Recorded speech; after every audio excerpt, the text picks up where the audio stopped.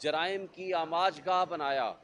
आज मैं समझता हूँ कि हमें इंसाफ मिलेगा इंशाअल्लाह, और इंसाफ न सिर्फ होना चाहिए बल्कि होता हुआ नज़र आना चाहिए।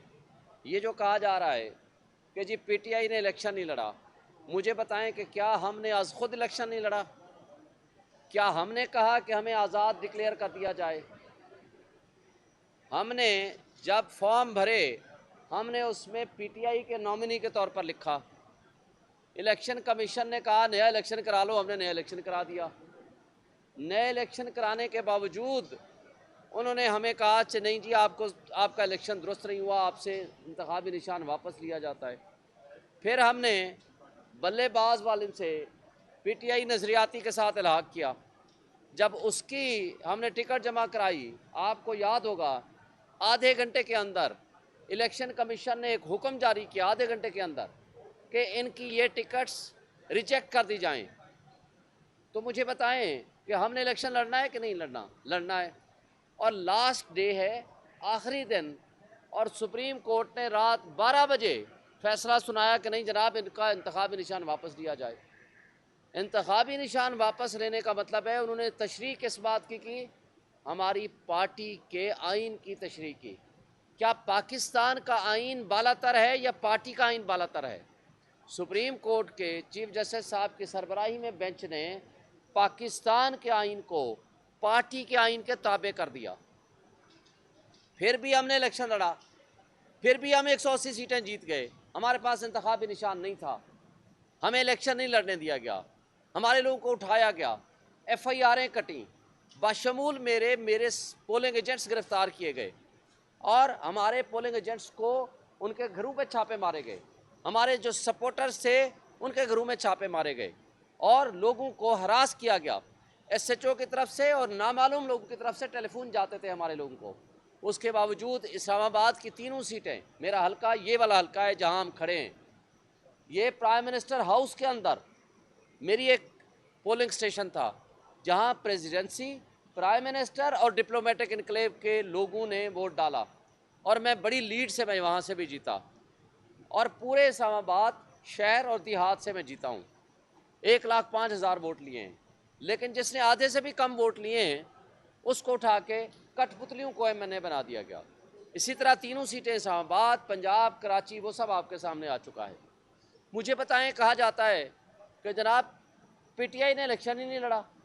भाई, हम तो इलेक्शन लड़ के जीत के आए हैं, और हमारे खिलाफ जितनी साजिशें हुई हैं, नॉमिनेशन फॉर्म छीनने से लेकर नॉमिनेशन फॉर्म रिजेक्ट करने तक, और उसके बाद हमारे लोगों को अगवा किए जाने से लेकर हमारे सपोर्टर्स और पोलिंग एजेंट्स को गिरफ्तार और अगवा करने तक के तमाम सिलसिलों के बावजूद हम फॉर्म 45 के मुताबिक 180 सीटें जीत गए।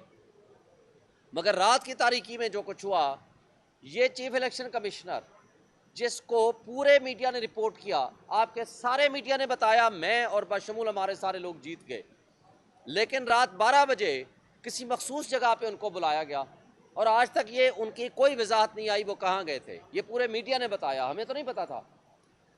12 बजे जाते हैं, 3 बजे वापस आते हैं, लेकिन जब 3 बजे वापस आते हैं तो रिजल्ट रिवर्स होने शुरू हो जाते हैं।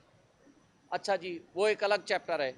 लेकिन मैं ये कहता हूँ कि आइन के आर्टिकल 51 के तहत ये कैसे मुमकिन है कि ये जो मखसूस नशिस्तें हैं, पहले इस कॉन्सेप्ट को पूरी कौम समझ ले।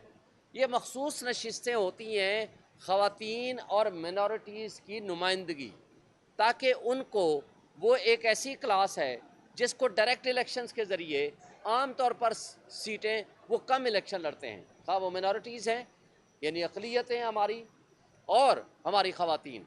अब क्या होता है कि यानी जो पार्टी वो एक हिस्सा लेकर आएगी, जो कि पॉलिटिकल पार्टी, हम PTI है, हम जीत के आए हैं, ये अलग बात, हमारा रजिस्टर्ड हम पार्टी हैं, हमारी रजिस्ट्रेशन तो मनसूख नहीं हुई, हमने PTI नज़रियाती के साथ इलाहाक किया, उसको उठा लिया गया, और साथ ही उससे पहले कि वो आकर प्रेस कॉन्फ्रेंस करता, इलेक्शन कमीशन ने तमाम रिटर्निंग अफसर को लिख के दे दिया कि इनका कोई टिकट एक्सेप्ट ना किया जाए।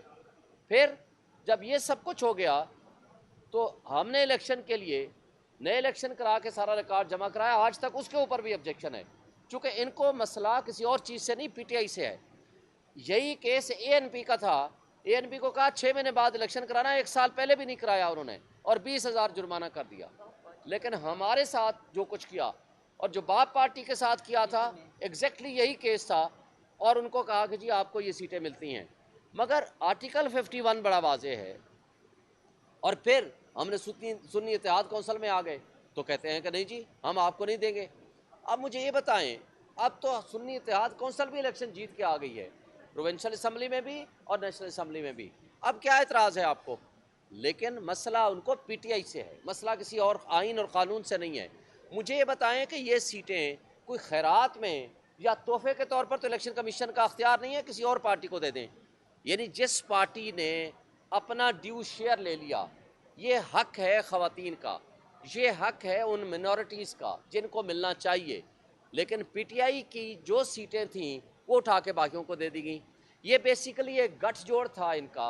अफसोस से कहना पड़ता है इलेक्शन कमीशन का, हमारी इस्टेब्लिशमेंट इसमें सारी करता धरता है, और इसके ज़रिए ताकि इनको झूठ के तरीके से एक असम्बली बनवा दी जाए और वो आइन में तरमीम करके चीफ जस्टिस की एक्सटेंशन कर दें और साथ चीफ ऑफ आर्मी स्टाफ की भी एक्सटेंशन कर दें। ये इनके पीछे साजिश है, और इस साजिश को पिछले कुछ दिनों से वो डिस्कस भी कर रहे हैं। बल्कि ये जजेस को लालच देने की कोशिश कर रहे हैं कि हम शायद आपकी उम्र बढ़ा दें अगर हमारे हक़ में फ़ैसला कर दें। लेकिन जो कुछ हो रहा है ये ना आइनी है ना ये कानूनी है। लेकिन अल्हम्दुलिल्लाह हमें बजा तौर पर तवक्को है कि सुप्रीम कोर्ट इंशाअल्लाह हमें इंसाफ देगी। शुक्रिया।